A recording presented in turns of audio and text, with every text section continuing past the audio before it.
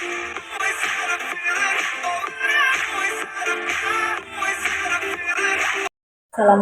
warahmatullahi wabarakatuh. Halo semuanya, kembali lagi bersama saya Zahra Kaila. Video kali ini saya akan membahas mengenai bab ke-19, yaitu NFS server. Materi pada pembahasan kali ini yaitu ada pengenalan NFS dan install NFS, konfigurasi NFS only, mengakses NFS dari Ubuntu ke klien, dan sebagainya. Nah, jadi apa itu NFS? NFS itu adalah protokol ataupun software yang digunakan sebagai file sharing antar Linux, jadi Linux ke Linux. Sedangkan jika terdapat data dari Linux yang ingin dikirim ke Windows, itu kita bisa menggunakan yang namanya Samba. Terdapat server Linux dan terdapat klien Windows, maka kita bisa menggunakan protokol Samba pada topologi atau lab. Kali ini kita akan membuat Debian server memiliki data dengan direktori yang mana nantinya data tersebut akan diakses melalui Ubuntu desktop atau klien.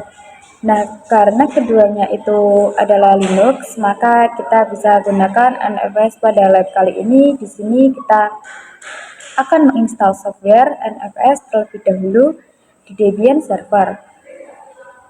Tapi sebelum itu kita harus mengatur repositori kita dulu sehingga kita bisa update tentang Debian server kita secara online. Di sini kita pastikan dulu Debian server itu bisa ping google.com. Di sini tadi sudah saya pastikan dan sudah berhasil ya ping google.com-nya. Jadi jika sudah bisa, kita bisa melakukan update secara online dengan masuk ke nano /etc/apt/source.list. Seperti ini kita enter. Nah, yang ini teman-teman yang baris ketiga dan juga keempat, teman-teman bisa input sendiri dengan manual. Dengan melihat punya saya, ini teman-teman bisa menge-pause video saya ini untuk menulis atau menginput tulisan ini ya. Yang baris ketiga dan juga keempat, tadi saya juga menulisnya sendiri. Jika sudah, teman-teman bisa Ctrl X, kemudian di sini kita apt update. Oke, jika sudah selesai seperti ini, kita install NFS-nya dengan apt install NFS kernel strip server. Kita enter. Oke, kita tunggu di sini. Kita Y. Oke, sudah selesai ya. Di sini proses instalasi NFS-nya. Oke, sekarang kita lanjut ke konfigurasi NFS read only. Nah, jadi kali ini kita akan membuat sebuah direktori pada Debian server yang mana direktori ini nanti akan diakses oleh Ubuntu client. Kita buat dulu direktori ini. Sekarang saya sedang berada di root.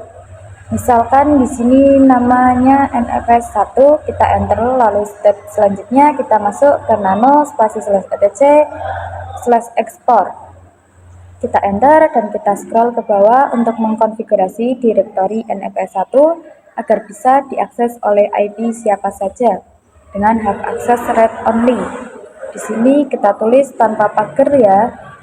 NFS1, kemudian kita tab 2 kali, kemudian di sini kita kasih tanda bintang. Tanda bintang ini maksudnya adalah kita mendefinisikan seluruh IP.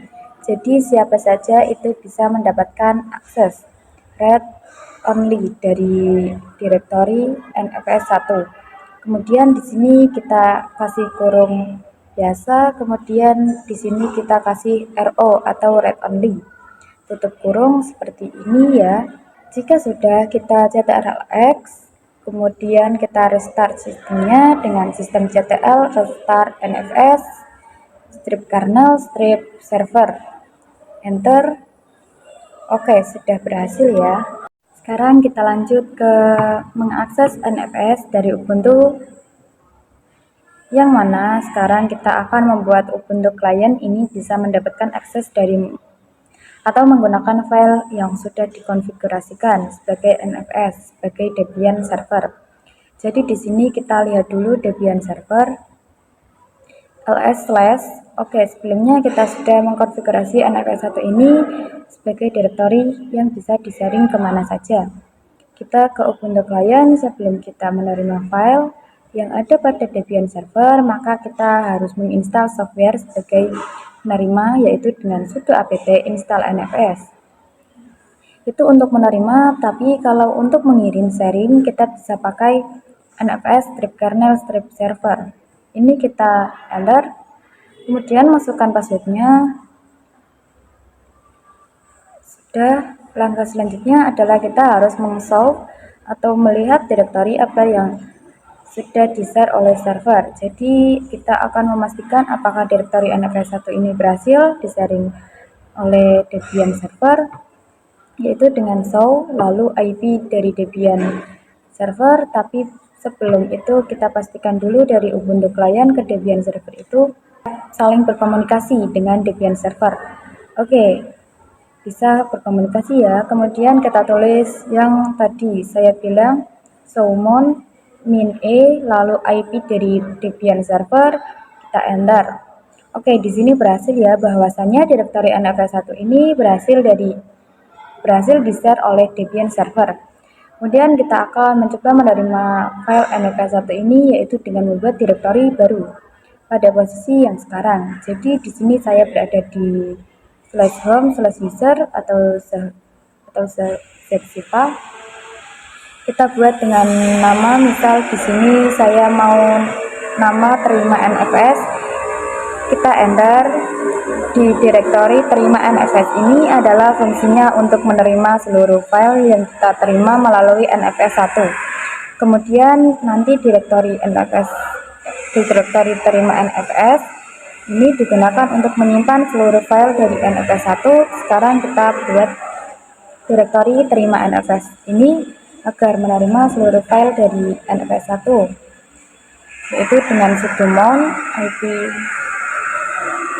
IP dari Debian server, yaitu 10.10.10.2, kemudian /nfs1, kemudian mau diletakkan di direktori terima NFS. Kita enter. Oke, berhasil. Di sini kita bisa melihat apa isi atau file yang sudah diterima dengan ls terima NFS. Di sini masih kosong, masih belum ada file apa-apa, yang karena kita memang belum membuat file apa-apa pada NFS1 ini. Nah, kita ke Debian server, kita buat sebuah file txt pada NFS1 dengan touch/nfs1. Di sini saya pakai nama filenya adalah up.txt. Kita enter, kita ls. Oke, sudah ada up.txt-nya, di mana sekarang dalam direktori NFS1 terdapat satu file, yaitu up.txt, yang pastinya sudah diterima oleh Ubuntu Client dan dimasukkan ke direktori terima NFS. Kita coba lihat ya di client. Di sini kita ls terima NFS. Oke, sudah sinkron ya. Jadi Ubuntu Client di direktori terima NFS juga sudah ada file up.txt. Jadi kita buat di dalam direktori NFS1 di Debian server. Kita coba buat lagi, misalkan dengan nama abcd.txt. Kita cek dari Ubuntu Client. Oke, untuk klien di ls terima NFS juga sudah ada dua file. Sekarang kita lanjut ke konfigurasi NFS read write. Sebelumnya kita itu hanya mengkonfigurasi file NFS sebagai read only, jadi tidak bisa dihapus atau diubah oleh perangkat lain atau IP lain. Kita buktikan pada Ubuntu Client. Saya akan mencoba untuk touch pada NFS1, yang mana NFS1 itu di mount di dalam direktori terima NFS. Kita coba perhatikan di sini read only file system, karena kita hanya memiliki hak akses read only. Jika di sini saya coba nano file abcd.txt yang ada di dalam direktori terima NFS, pasti di sini juga perhatikan di sini unwrite. Sekarang kita akan membuat file yang mana pada file tersebut itu dilakukan write dan juga write. Dan nanti kita juga akan membuat direktori baru, yang mana direktori tersebut hanya bisa diakses oleh IP 172.16.10/24. Di sini kita ke Debian server, kita buat dulu direktori dengan misal di sini saya ingin nama NFS2, kita enter, kemudian kita lihat. Oke, sudah ada. Sekarang kita ke nano/etc/export. Kemudian di sini di bawah tulisan /nfs1, kita tulis lagi /nfs2 dan kita tab 2 kali. Nah, di sini kita tulis IP 172.16.10/24. Dan di sini kita kasih tanda kurung buka, lalu aksesnya adalah write dan juga write. Berarti di sini RW, kemudian kita koma sin atau sinkron seperti ini, kita kurung tutup.